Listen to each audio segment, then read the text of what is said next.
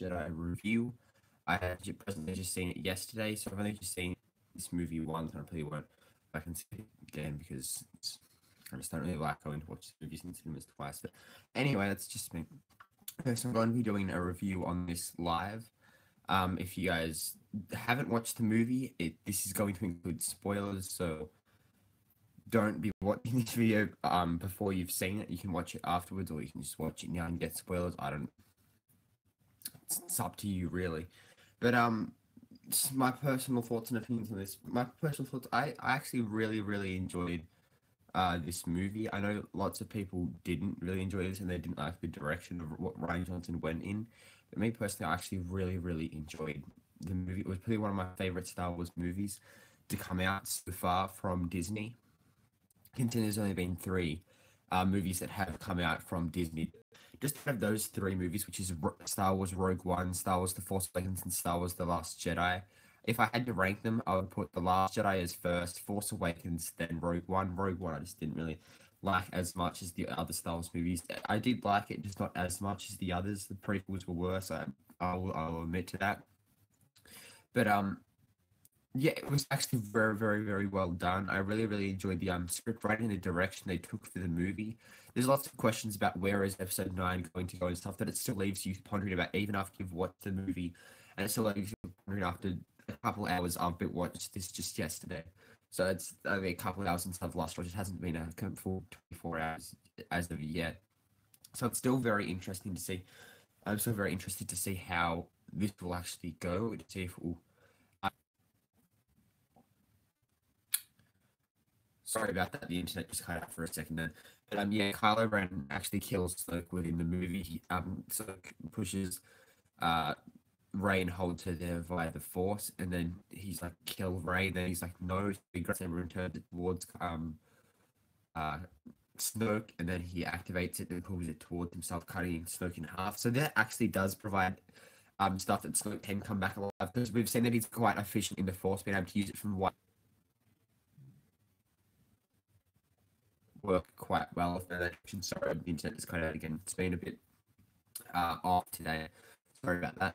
But I reckon it definitely could go in that direction. Things that I didn't like about it, because I really enjoyed this. I didn't really see any problems with it. There was some small maybe continuity errors and stuff like that, but that's not really much of an issue.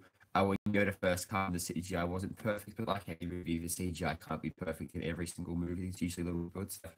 Spider-Man Homecoming inside of Tony Stark's armor was a little bit off at points, and throughout some other times in the movie, and that in The Last Jedi, there was some CGI points that were very well done, and sometimes the puppeteering you didn't know if it was puppeteering or CGI. And so if you have perspective on how sometimes the CGI can be sort of a bit off, but Yoda. Another spoiler alert. You shouldn't be watching this if you haven't watched the movie and you don't want spoilers. So yeah, within the movie was well done. I think that, and it created a sort of more depth to Luke as a character, and sort of created that nice little edge to the movie, and just sort of a bit nostalgic of the Empire Strikes Back and within the Last Jedi that he actually appeared, and he sort of was the mentor to Luke again for that small point, and he destroyed the tree and burnt down the Jedi Temple books. Then Luke was like, "No, please, no," and then he actually realized that he didn't need these and couldn't create any Jedi.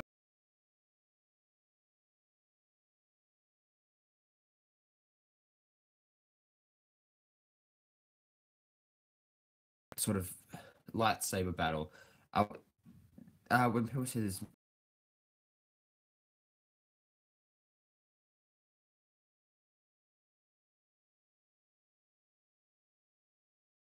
they had a little force battle there with the Anakin's lightsaber or Luke's lightsaber, and that wasn't really much of a lightsaber between them. It was more between the Red Guards, which I did like. But this one at the end was quite a very well done lightsaber fight with Luke Skywalker and Kylo Ren. There wasn't really much fighting within it. It was more of just this. So the AT, I don't know what they actually call it. They're not AT-ATs or AT-ATs or whatever you want to call them. But like the guerrilla walkers. I'm just going to call them guerrilla walkers because that's what they've been referenced as before the movie came out. And I haven't actually had to research what they actually are. And they don't actually name drop them in the movie. So guerrilla walkers, that's what the name's going to be for this, but the guerrilla walkers shot Luke a lot, and then he sort of was alive, and everyone was like, "Whoa, that's absolutely amazing." But I really like how they explained this with Luke just doing a force projection of himself from his island that he was sitting on, his little meditating thing, which I felt was very very nice and sort of created. Well, can the force actually do that? Um, I really did like that fight between Kylo Ren and Luke because there wasn't just that sort of told a narrative during the fight. It didn't wasn't just a pointless fight like we sort of got in the prequels. It's sort of uh more a narrative fight like in the original saga with the Empire Strikes Back, New Hope, and the Return of the Jedi, which I do like. Lots of things throughout the movie was very nostalgic to the original saga, but also kept true to some of the prequel stuff as well. So we didn't get rid of that, didn't try and scrap it and everything like that. Um, I thought was good. So the lightsaber fights were sort of a combination of the original lightsaber fights and the modern lightsaber fights, such as in the prequels, which sort of makes sense because considering Luke would be OP as he would be really, really, really, really, really OP, having used his lightsaber for long periods of time, and he was like, no, let's not use the Force and everything like that, because he didn't really want to because of his failure with Kylo Ren. And I really did like how they explained Kylo Ren Luke backstory a little bit more with Luke's gonna be feeling bad, and then he went to kill him, but then he was like, "No, how could this happen?" And then he didn't actually kill him, and then Kylo blocked it, then pushed the wall onto Luke, which I really, really liked. That it added some more depth into Kylo Ren's character, and Kylo Ren's overall character development through this movie actually defined him very, very well and made for the character for lots of different sort of things that could go with the character in the future. Because since he's now the Supreme Chancellor of the First Order, this could go into more little more depth and everything like that. He has definitely surpassed his father in more evil, with considering how he's killed the Chancellor and killed a ton of Red Guards and put himself as the Chancellor, tried to kill Luke Skywalker, everything like that. So he's definitely put himself at a very, very higher level than Darth Vader on the evil scale. And my personal opinion on this now. So his character development was actually very, very well done. I really enjoyed his character, how Ryan Johnson handled that as well. Also with Rey's character development, I also did like Rey's character development a lot as well. She didn't really have that like sort of could do anything and everything like that sort of character from The Force Awakens, which I found was one of the problems with The Force Awakens. Although I did really enjoy The Force Awakens, there was some problems like that in it. Whereas the Last Jedi create more depth to the character Rey and everything like that. And with the confrontation between Rey and Luke, sorry, not Rey and Luke Skywalker, Rey and Kylo Ren, we also got that Kylo Ren was obsessed with saying the word "say it" and kept wanting Rey to say things. But anyway, Kylo Ren wanted Rey to say who her parents actually were, and to say it's filthy rotten junk traders. Which, me personally, I don't know if I should believe this or not, considering this was in Return of the Jedi when Darth Vader said that he was his father. We had to get Yoda in the next movie to sort of confirm that he actually was his father, because it was the Sith Lord saying that. So he couldn't really confirm if it was true or not. But I do like how that sort of said that, and I don't really think that this could be true. If it is, we also could get some more, I don't know, depth to the character, like how do they have this force ability, and it could also extend on the entire sort of force as a whole. I think this movie had a very good center on the force, but also a gritty, realistic sort of war tone to it that the Rogue One had, which I did appreciate, and the start of the Force Awakens had as well, which was quite interesting, added more depth to the Star Wars universe as a whole, and the Disney canon sort of got that little bit of upvote for me during that point as well, which I really, really did like as well, though I wish they did keep the EU canon, but anyway, that's not going to be included in this video. Some more problems with it. I would say that the CGI was a reasonably big problem, and some bits, it seems, didn't really make sense, or didn't really seem like they were just filling in for the time. So 2 hours and 45 minutes this movie runs for, which I do believe this is sort of pushing it on how long a movie should go for. 2.5 hours, I could take that 2 hours and 40 minutes. That's pushing it quite a bit now. It's too long for a Star Wars movie. I felt some parts were sort of a bit fillers, such as the Rey going down into that like Sith part of Luke's island, and then looking at the mirror and clicking a lot and seeing that she was a presence like that. That didn't really make it was strange, I guess, and that was sort of a bit of a feel. It sort of was very reminiscent of the Return of the Jedi sort of thing going on there with Luke and going into the cave and Dagobah and everything like that. I thought that it was just sort of a bit of. I thought they could have cut out quite a lot of movement, and the narrative still would have made sense with just some fillers and stuff in it. The one scene I wish they did kept in though would have been Tom Hardy's Stormtrooper appearance, which would have been quite well done. So obviously, in this sort of part of the movie, Tom Hardy was supposed to walk through and then see Finn, and he thought that Finn was infiltrated the Resistance rather than betraying them, and he was like, "What up, Finn, my home dog," or something like that, and sort of encouraged him and stuff and like that, because he didn't actually realize that it was this is the department they're trying to take over and shut down the hyperdrive and everything like that. The fuel system, I think it was. I can't really remember that well. Sorry about that. But of the entire Snoke's ship, and then shut it down, and then try and infiltrate it. That means they can hyperdrive away the Resistance and get away to safety, which I also did like. I also like the sacrifices, and sort of space battles within that. During the time, I can't remember her name. Sorry, the general that took over after Princess Leia supposedly died. That was one of the things. Changeable Wolf, yes, you can talk about me with one of my theories, yes, if you would like, yeah. One of the things that I did find weird was when Princess Leia died, she didn't die and like force pulled something, floated through, like went back onto the ship and everything like that. And also the start of the movie with the Resistance soldier in space, it was sort of slightly confusing as she should have died from no oxygen intake, as the ship didn't actually have shields, and we could see that when Poe Dameron was flying across and destroying turrets, which slightly confusing to me, but anyway, that's just a small little error there. But with the entire space battles and everything like that was very, very well done. Princess Leia thing, she probably should have died. I don't know how they're going to deal with that in episode 9, since Carrie Fisher has passed away in real life, which I think is going to be a hard thing to do unless they have a funeral at the start of episode 9. I think that would probably work somewhat well for that, which is, yeah, it's a bit strange that sort of happened and everything like that, but I do think that definitely is going to be a good thing that they're going to be able to touch on at the start of it. I definitely think they should have put in memory of Carrie Fisher or something like that at the end of the movie just before the credits started, or just after the credits happened. I didn't actually watch the full credits just to see if that actually did happen. But anyway, so I know it's the very start of the credits because I knew there wasn't going to be an after credits scene. So my apologies if they did say in memory to Carrie Fisher. But anyway, back to the space battles when they hyperdrived through the Republic ship, First Order ships, and there was sort of that like some sparks and stuff coming off, and how that should rip through them all and everything like that, going through hyperdrive and like cut them in half and stuff, but no sound come off. I really, really did like this shot. The whole entire visual and feel of the movie was actually very, very well done, and I really liked how they sort of put everything together in the space battles and also in the ground combat. But I feel the space battles in this were very, very well done. Like they were very different, new, but also true to the originals, like most of the movie was, which I find was very, very well done. But the space battles were probably one of the highlights of the movie, if not the highlight of the movie, which I find that they just didn't. Or they do this Changeable Wolf. Why didn't they just put the ship on pilot mode? That is actually a pretty good point, actually, considering they could have just done that. She could have got away. The Resistance, they could have been fine.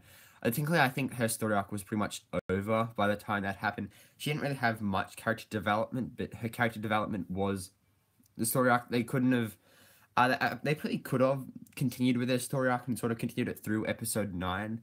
But I think just ending it there sort of created a bit of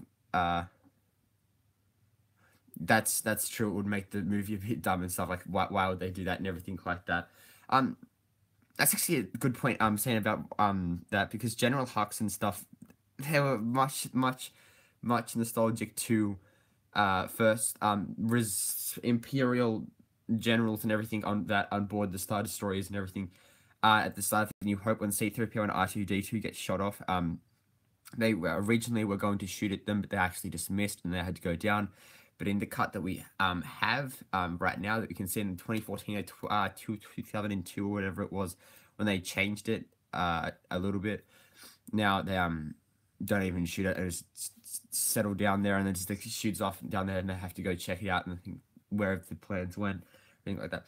Which I think that's sort of what the First Order has sort of done that with, especially General Hux, which I thought was very strange. They could have just shot the ship, um, or continued to shoot the ship, or done something more a bit logical than saying just it's just turning around. There's no really problems with that at all, because there definitely was. I do think that. Do you think in episode 9 they could add someone with Mace Windu with a really small amount of Jedi survivors of Order 66? Yeah, I definitely think they could. I'd love to see Mace Windu definitely make a return within the series.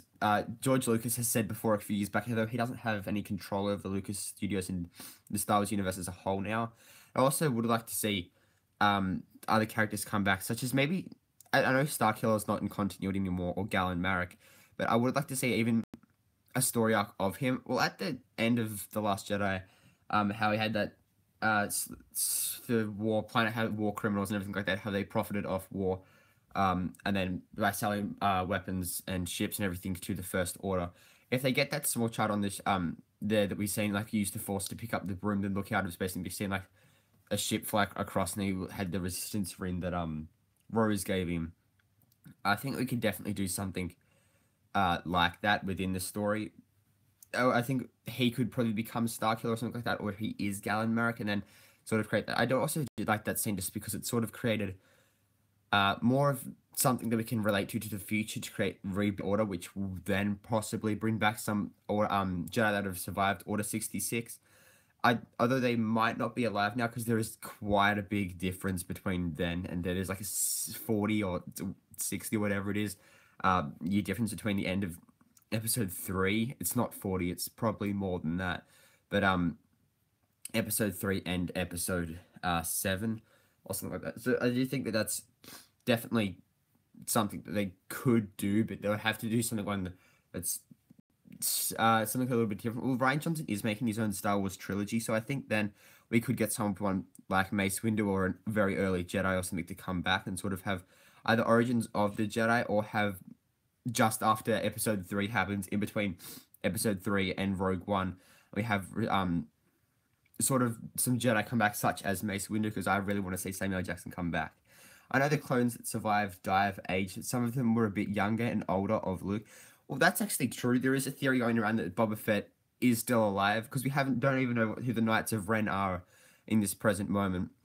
And obviously there's a Mandalorian figure, or Boba Fett figure, standing in the background of one of these frames, and he is actually a clone. So technically they could be alive, and he is alive in canon, because some Jawas have some of his gear and his helmet and everything like that in canon, which means he got out, or someone got in and got out. Probably he got out because his armor can hold that. And clones, yeah, I could definitely see a clone or two. Ow, I just cracked my finger. Ow. I could definitely see what happened to the temple guards. That's actually what I was wondering, like the Knights of Ren, like where are they? What's happening to them? Like throughout the movie, I'm just like, they're gonna come up somewhere. Although a friend of mine, I did go to see the movie, Fesh, he did say that possibly the well, I don't know, I can't remember what they're called, but the you know, the guards in red in Snoke's throne room that Kylo and Rey have to fight. They could be the Knights of Ren, which I could say this is a possibility, which would also create more depth to this fight scene, especially with Kylo fighting his old sort of apprentices and stuff, though I don't really think that would make much sense. These possibly could have like went off somewhere and started creating like their own resistance, so they could be a part of the resistance on the Outer Rim and everything like that, that the resistance did talk about some reinforcements for them. Maybe they could be completely separate from that.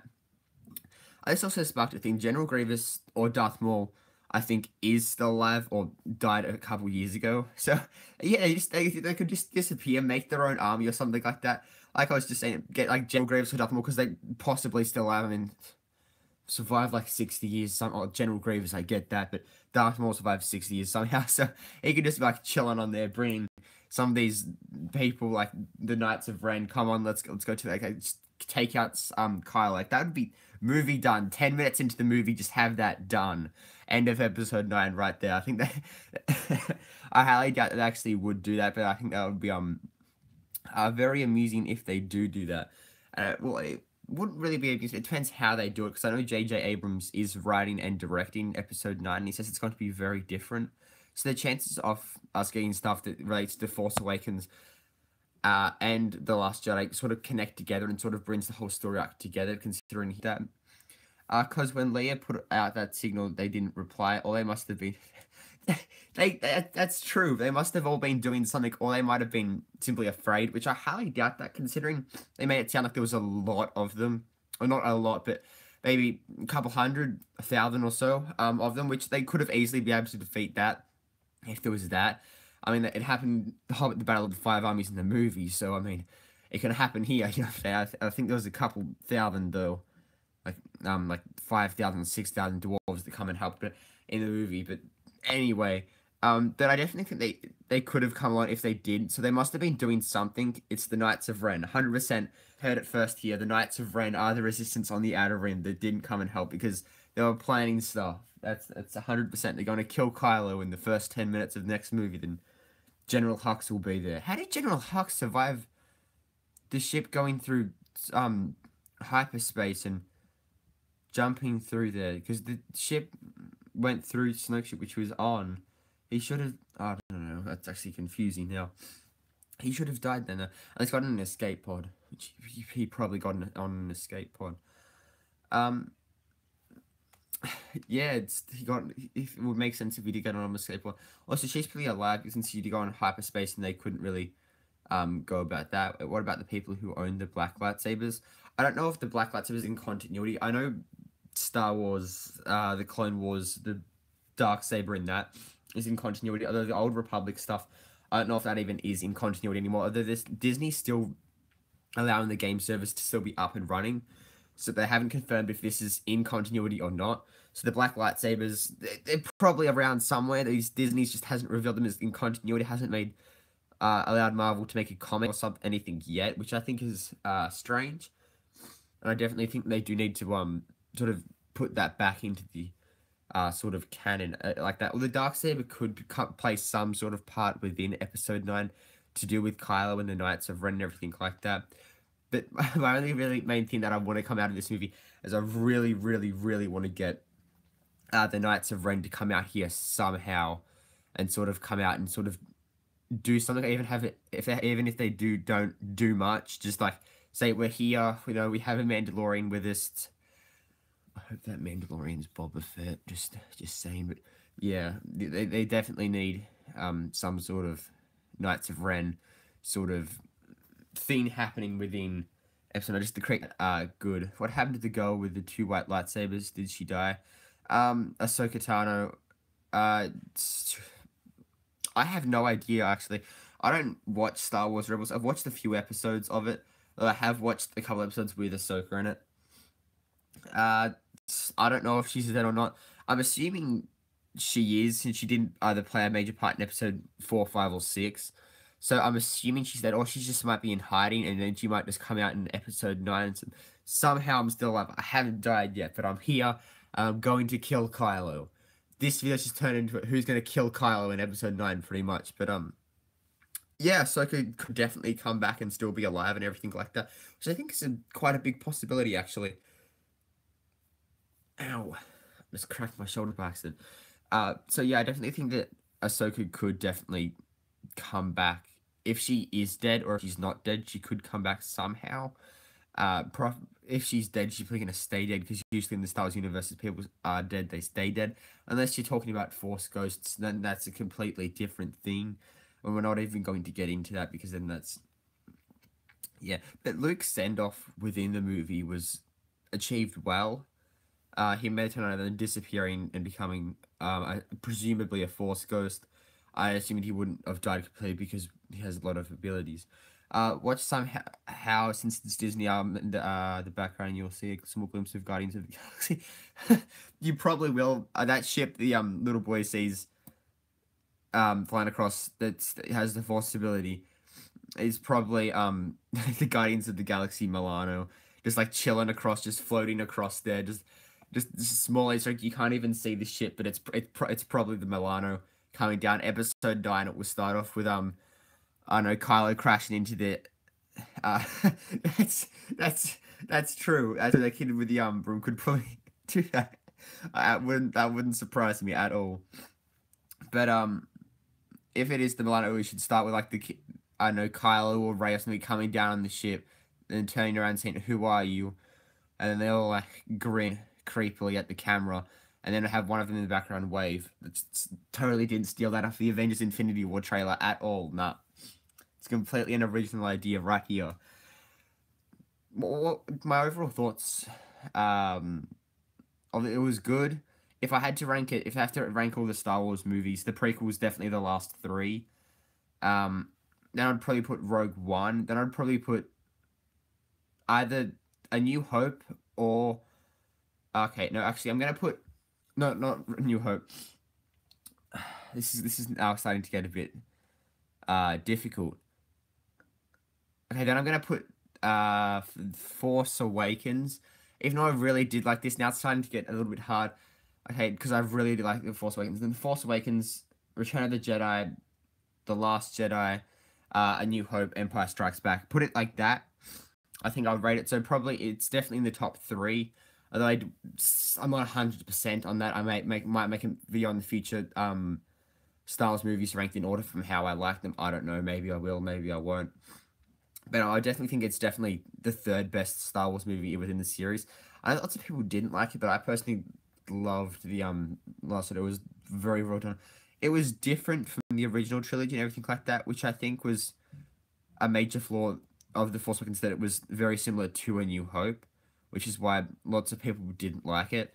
Lots of people didn't like The Last Jedi because it was too different, I guess. But I liked it because of how different it was and how it had the chance to grow and sort of develop the characters more, which I felt was very, very good on how it could do that. It had sort of the guts to be able to take on this, which I think I have applaud Rian Johnson heavily for.